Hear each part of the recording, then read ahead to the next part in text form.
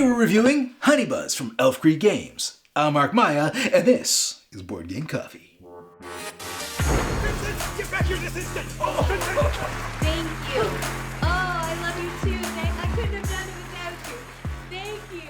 Thank you. Honey Buzz is a tile-laying, pattern-building worker placement game starring our planet's second most beloved insect, bees. What's the first most beloved insect? Ladybugs.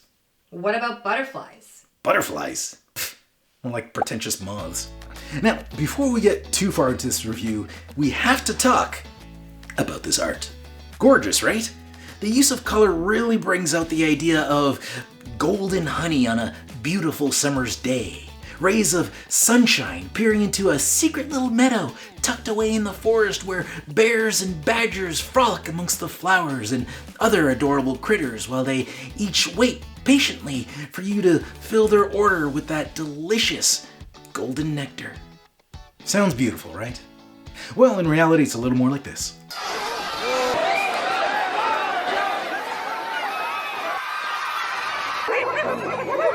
Well, it is when you play with my group. Bunch of cutthroats. Arr. Now, don't take this in a negative way. I thought the game was great. I enjoyed all my playthroughs, even the ones I lost. But I'll admit, losing in this game irritates the hell out of me. And why? Because I know I could have done better. I know I could have, because the score is always so close. The strategic gameplay in Honey Buzz is pretty solid.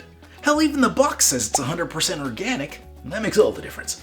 Alright, now, before we dig in, let me give you a quick rundown on how this plays. Ready? Here we go. Each player starts off with one beeple. Get it? Bees? Beeples? Beeples? Yeah, everybody gets it. On your turn, you can either place a beeple to take a tile or recall all your beeples. When you place a beeple to take a tile, you have to play at least one more beeple than the number of beeples played by the last player in that location. Then take the tile and place it in your hive so it looks something like this. If doing so creates an empty cell in your hive, activate all the actions surrounding that cell. Take those actions in any order you like and end your turn. What kind of actions? Glad you asked. This cute little larva makes new worker beeples. You've heard of the birds and the bees? Well, this is the bee portion. For the bird side of the story, see Wingspan. This earns you 5 acorn bucks, which can be used at the market or cashed in for points at the end of the game. This allows you to forage for nectar or gain pollen. And this tile lets you produce.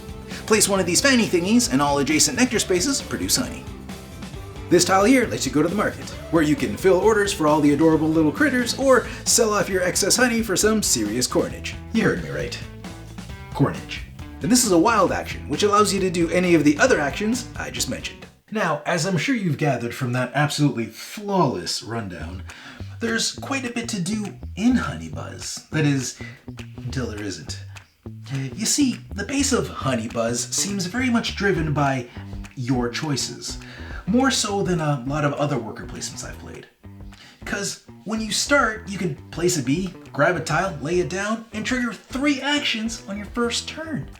Or if you take your time to build a more action-packed hive, you're going to have a lot of turns where all you're doing is laying down a tile, passing to the next player. Same goes for recalling your workers. Take them back, move this thing, and you're done. Pass the next player. But on your turn where your hive triggers 5 actions at a time, whoo-hee, you're in for a good time. Everyone else, not so much. Because while you're taking your 5 actions, which could potentially be more depending on what you do at the market, they gotta sit there patiently, hating you in silence. Actually, they're never actually all that silent. They have quite a bit to say, but nothing I can really repeat. Here, there's children present. But it's not the waiting that has them hating you, it's how well you're doing, how much stuff you're getting, how much money you made at the honey market, the orders you filled that could have been theirs. That's what they hate. But you know what? This is my moment to shine. If there's anything that I took away with me after playing Honey Buzz, it's that I hated when anyone did anything. Because everything they did was something that I could have done, wanted to do, but didn't. Now, based on how the worker placement mechanic works, I could have just overworked the area by placing one more worker there than they did, but that just gives me the same thing that they got last turn for less. And I know it doesn't make sense, but a little bit of me hates them for it. I know I've thrown the word hate around quite a bit, and I need you to know that none of that is directed toward the game itself. It's the I play with. The game is great, and the strategic tension that it builds between players makes it all that much better. You see, unlike other worker placements, say viticulture for example, there's no real random element to Honeybuzz. Where in a game like viticulture, the random guest abilities you get can really turn the tide in your favor, or worse, someone else's. Now, although I love viticulture, that random element isn't for everybody. In Honeybuzz, all the information is out on the table, so there's no secrets among players, beyond whatever they're cooking up in their noggin, that is.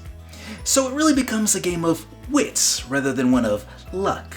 Now, there is an element of who got there first gets the better stuff, but that just adds to the player tension I like. But if you're looking for something to add a little bit of mystery to your play, allow me to introduce you to the other side of the board.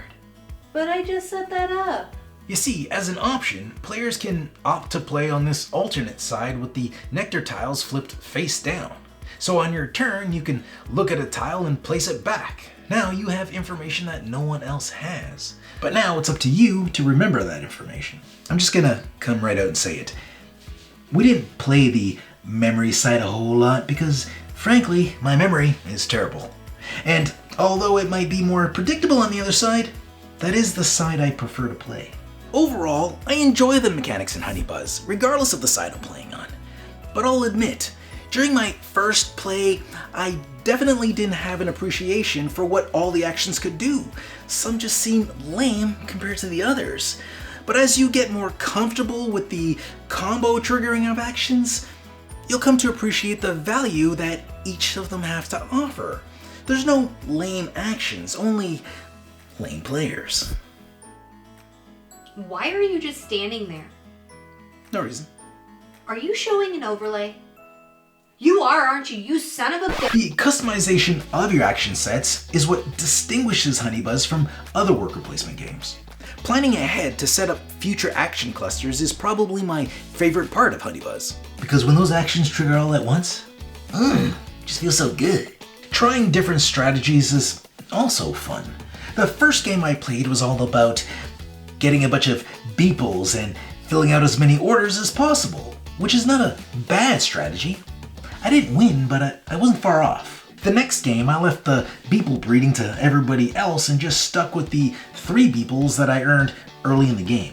I also switched up my focus from filling orders to selling nectar at the market, which brought in a lot of that sweet, sweet coinage, which translates into points at the end of the game. By the third game, everyone got wise to my strategies and started taking them on as their own. This is where things got tricky. Because now that everyone was on the same page, the challenge got intense. Well, as intense as selling jars of honey to adorable animals in a meadow can be. Now, it says a lot about the game that I've never played it just once. Every time we play, someone always wants to play it again. Because everyone always feels like they could do better, and they do. And they're always like, ah, yes, I get it now. The bees make the honey. The game has a nice flow as far as mechanics go. They all link together nicely and make sense in this world where bees sell jars of honey to other animals at their honey stands in the forest, just like real bees. Now, I should let you know that I've only played Honeybuzz at 3 and 4 players, so I can't really speak to how it plays at 2 players. But I think this is one I want to keep to 3 or 4 players anyways. Honeybuzz isn't a hard game to teach, but I wouldn't call it easy. It's definitely not a gateway game, despite its cutesy appearance. So maybe try this out after you've walked through a gateway game or 2. And for you more experienced board gamers out there, there's a solid game of strategy in this adorable little box. Do not be deceived. Huh? Not bad, right? Barf. Thanks for joining us. If you like this video and you want to see more, subscribe to our channel. It's the best way to keep up to date with everything we do here at Board Game Coffee. But if you want to see more right now, we got plenty of videos to choose from. And if that's not enough, follow us on Instagram, Facebook, and Twitter. I'm Mark Maya, and this is Board Game Coffee. And remember, have fun, keep gaming, be social. See you next week.